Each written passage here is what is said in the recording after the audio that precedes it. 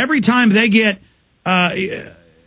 cornered, they come out and say, oh, people that don't want this government health care plan, you know, they are working for the healthcare industry. It's the big healthcare fat cats that are behind this, Webster. There's also this question about what they call the mandate. In other words, that every individual is forced to buy insurance from a for-profit private healthcare company, which is what it's going to be. It's a for-profit, deregulated company with 33% overhead, with executive perks, golden parachutes, lobbying budget, advertising budget. The interesting question is, how can that be constitutional? How can the U.S. government coerce anybody into buying something from a private company when they usually say, well, you get insurance for your car, fine. An automobile, you can get a driver's license without insurance. It's, do you want to put a car on the road? Then many states require liability insurance. This is not the same thing.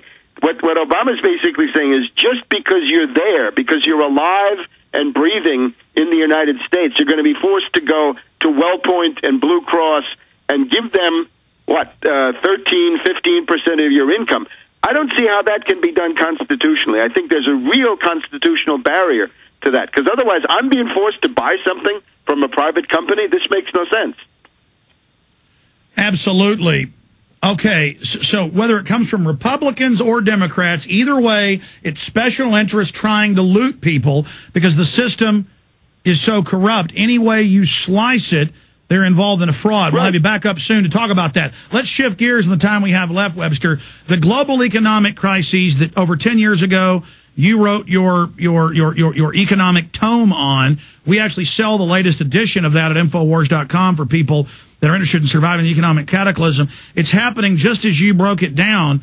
What are we dealing with? Open G20 announcing world government. Carbon taxes will pay to them. Just a planetary dictatorship run by a bunch of Madoff, Ken Lay types. Where do you see all this going?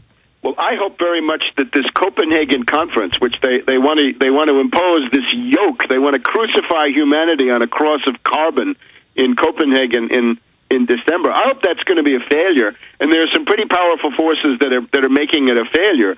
China and India have had joint meetings where they say, we will not be bound by this insanity. We will not be stifled and strangled and frustrated in our economic development because a bunch of rich elitists in London and New York decide that they have some carbon phobia, carbon fetish, whatever it is. So I think there's a very good chance that the Copenhagen conference will blow up, that it'll be a monumental failure. I urge everybody to do everything in their power, especially around the world. Make sure that Copenhagen conference is a failure. Again, gridlock. We want gridlock. That's the only possible outcome that saves humanity under these conditions. Now, the other thing is the dollar crisis that you mentioned. Today, the dollar is very weak. It's $1.50. It's more than $1.50 to buy a euro.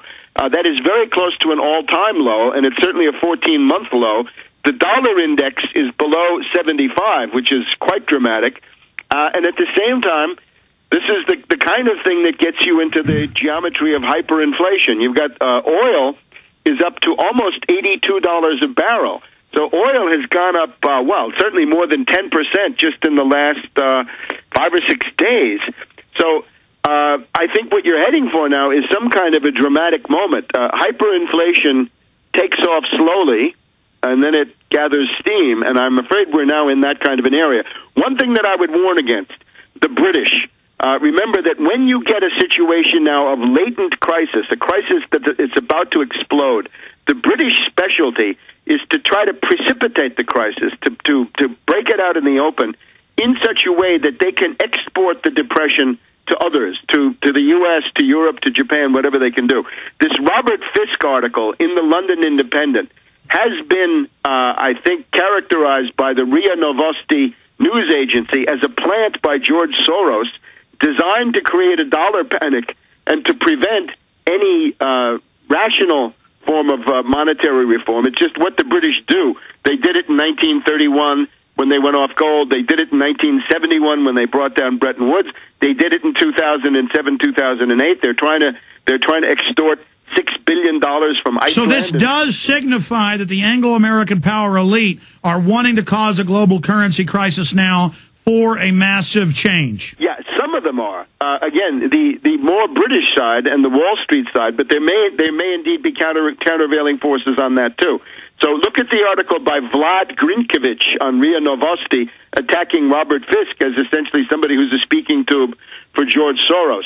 Obviously, it is impossible for the dollar to remain as the sole reserve currency. That will not work. On the other hand, most of the other candidates for this are even less qualified. The euro and the yen, I think, are even less able to do this job than the dollar. And the worst of all possible worlds is this idea of a synthetic currency.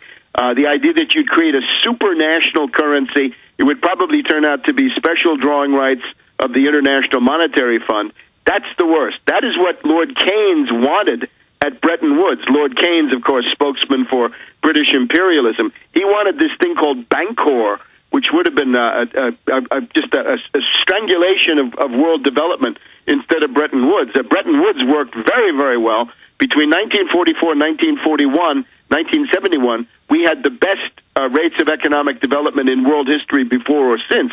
We should, I think, go back to the positive features of Bretton Woods, not all of them, but the ones that proved to work well. But certainly no Bancor, no special drawing rights, no supranational currency, and above all, watch out for British sabotage as this crisis gets worse. All right, I want to talk about how you see this unfolding on the current course that the establishment has us on, what some of those different forces that are moving towards world government and vertical integration, but maybe debating about who's going to be on top of the pyramid when this all settles. We'll talk about the final timeline and then launch Fall the Republic straight ahead.